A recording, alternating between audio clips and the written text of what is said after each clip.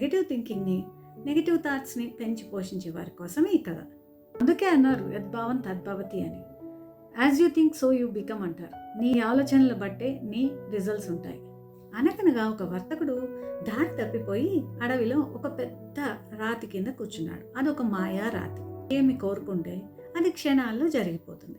అబ్బా, దాహం వేస్తోంది, చల్లటి పానీయం ఉంటే బాగుండు అనగానే వెంటనే ఒక బంగారు పాత్రలో చల్లటి నీళ్ళొచ్చి ప్రత్యక్షమయ్యాయి. ఒకంత భయపడ్డాడు, ఏంటి మాయా అని. అబ్బా, మిట్ట మధ్యాహ్నం అయిపోయింది, మంచి భోజనం దొరికితే బాగుండు అనుకున్నాడు. ఓ పెద్ద వెండి కంచం రకరకాల పదార్థాలతో ప్రత్యక్షమైంది. ఈసారి ఒకంత భయము, ఒకంత ఆశ్చర్యం వేసింది. ఇంతలో కడుపు నిండా తినేసరికి తెలియకుండానే చిన్న కునుకు పట్టేస్తుంది. వ్యాపారంలో పోగొట్టుకున్న డబ్బు, నగదు అన్నీ గుర్తొచ్చేసాయి.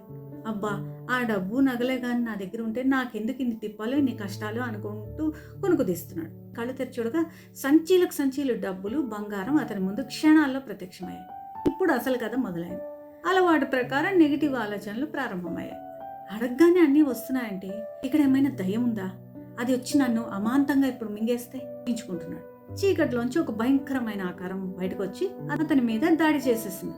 చూసారా, మాయారాతి అతన్ని చంపలేదు. అతను పెంచి పోషించిన నెగిటివ్ ఆలోచనలే అతన్ని అంతం చేశాయి. ఈ వీడియో మీ జీవితంలో ఉన్న ఆ నెగిటివ్ పర్సన్కి షేర్ చేయడం మర్చిపోకండి. మీకు కూడా ఈ నెగిటివ్ ఆలోచనల్ని ఎలా ఆపాలో తెలియడం లేదు, ఇన్స్టాగ్రామ్లో స్టాప్ అని నాకు కామెంట్ చేయండి. నెగిటివ్ ఆలోచనల్ని లేకుండా నీ మైండ్ని ఎలా కంట్రోల్ చేయాలో నేను మీకు పర్సనల్గా ఒక డాక్యుమెంట్ షేర్ చేస్తాను.